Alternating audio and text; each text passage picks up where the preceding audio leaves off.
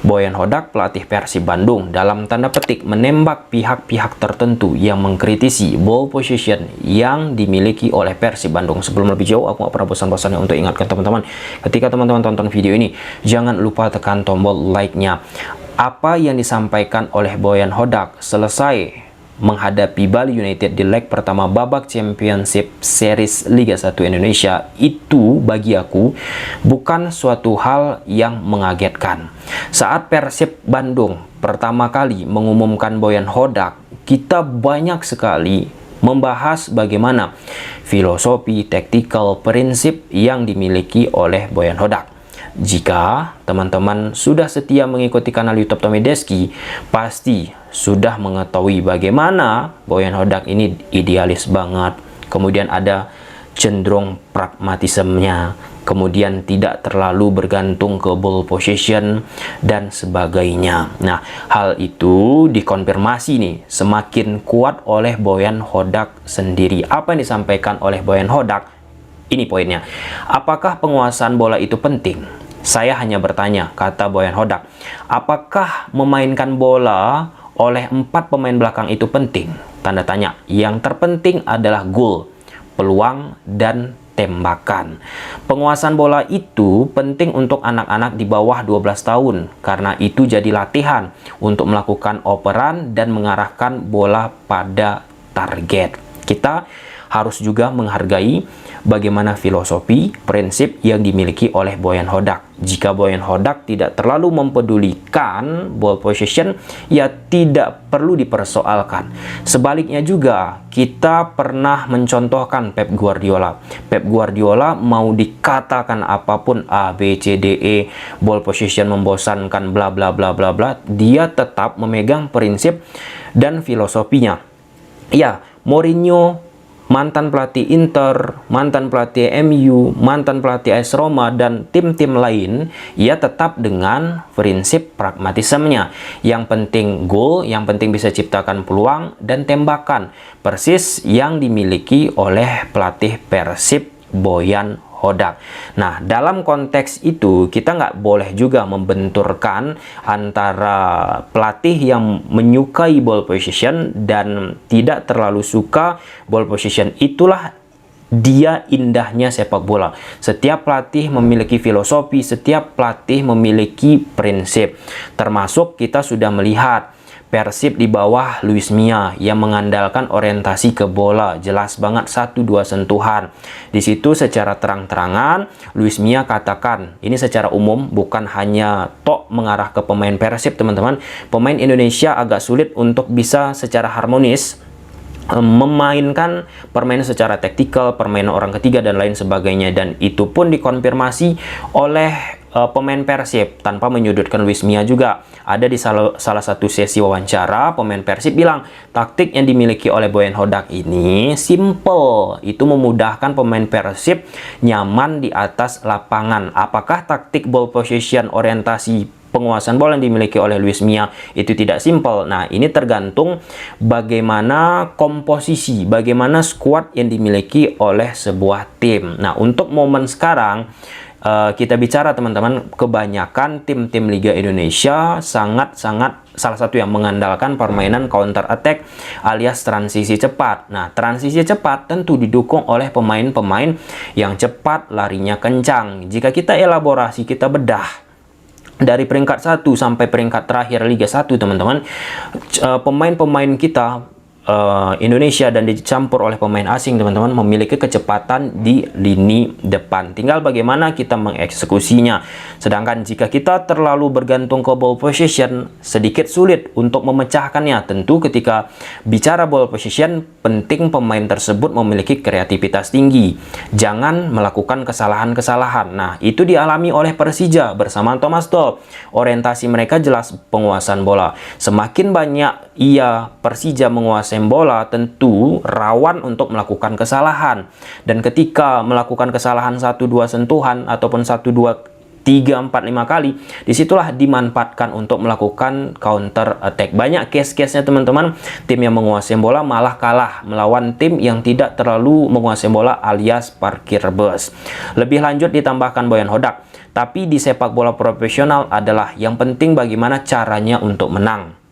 Tidak ada yang lain. Nah, ini pun kan soal prinsip pemahaman. Aku nggak mau mendebatkan apa yang dipikirkan oleh Boyan Hodak. Ya, itulah pandangan beliau. Yang penting menang, yang penting menang.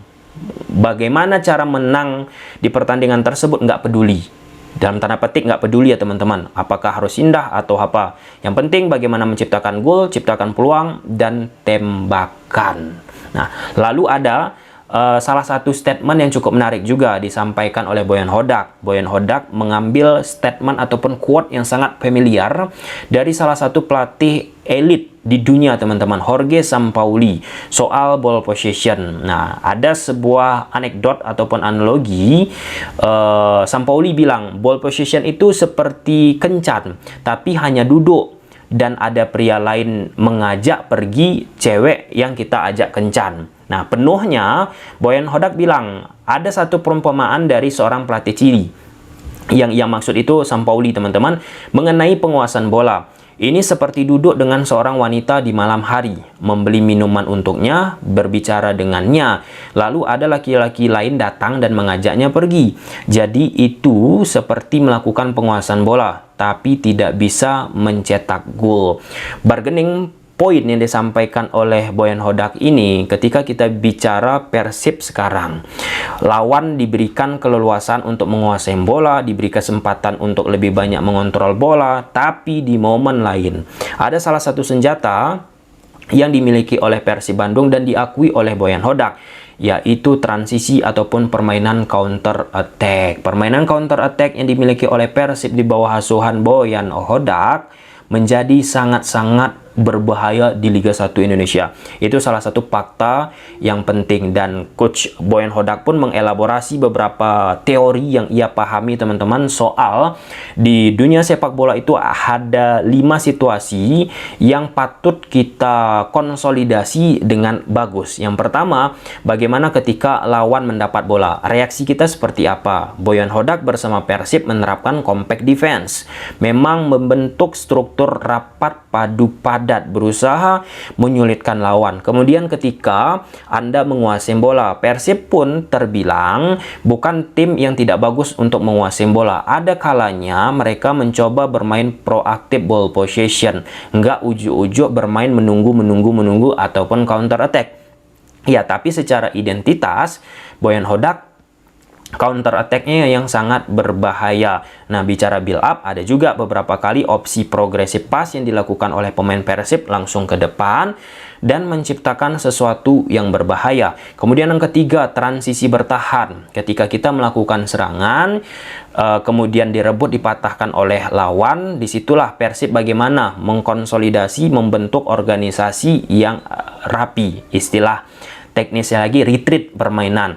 Kemudian yang keempat, transisi menyerang, dari kita bertahan ke posisi menyerang. Ini pun kan salah satu key point. Nah, untuk poin keempat ini Persib di bawah asuhan Boyan Hodak luar biasa. Counter attack, bagaimana mereka bisa hanya dengan 3-4 pemain, bahkan ada 1-2 pemain bisa menggoyang gawang dari lawan. Dan yang kelima, dari situasi set piece Persib Bandung pun menjadi optimal di saat Persib sulit melakukan counter, Persib sulit melakukan build up, Persib sulit ataupun mati dari sektor flank kiri, flank kanan.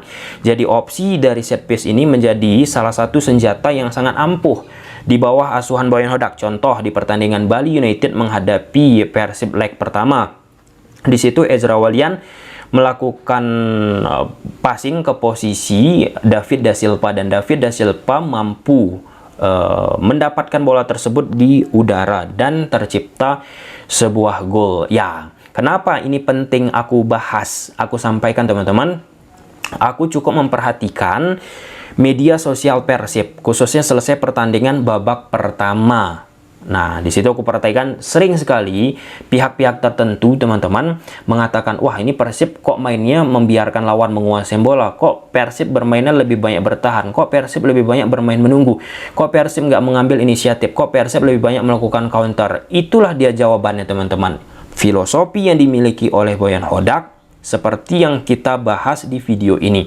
Apakah filosofi yang dimiliki oleh Boyan Hodak salah? Tidak salah, itu harus kita hargai sebuah filosofi, sebuah prinsip yang dimiliki oleh pelatih. Sebaliknya juga, kita pun nggak bisa menyalahkan prinsip yang dimiliki oleh Pep Guardiola yang orientasi ke penguasaan bola, Luis Milla yang orientasi ke penguasaan bola. Itu filosofi yang harus kita hormati, bukan kita ujuk-ujuk menyudutkan pelatih ini nggak bagus, pelatih itu nggak bagus. Ini kan soal selera lagi, teman-teman. Nah, di sisi lain aku pun cukup mengerti. Persib Bandung tim besar, tim gede, tim kaya akan sejarah, pasti pihak-pihak tertentu, pecinta-pecinta Persib, teman-teman, pasti ada sebagian yang ingin menonton Persib juga dengan permainan indah, tapi tak sedikit juga tentu. Ada sebagian pihak juga yang penting menang, seperti yang dibilang Boyan Hodak. Bagaimana di sepak bola profesional sekarang ini, yang penting menang untuk mendapatkan ya hasil yang menggembirakan semua pihak. Oke, coba silahkan tulis di kolom komentar gimana menurut teman-teman. Bye.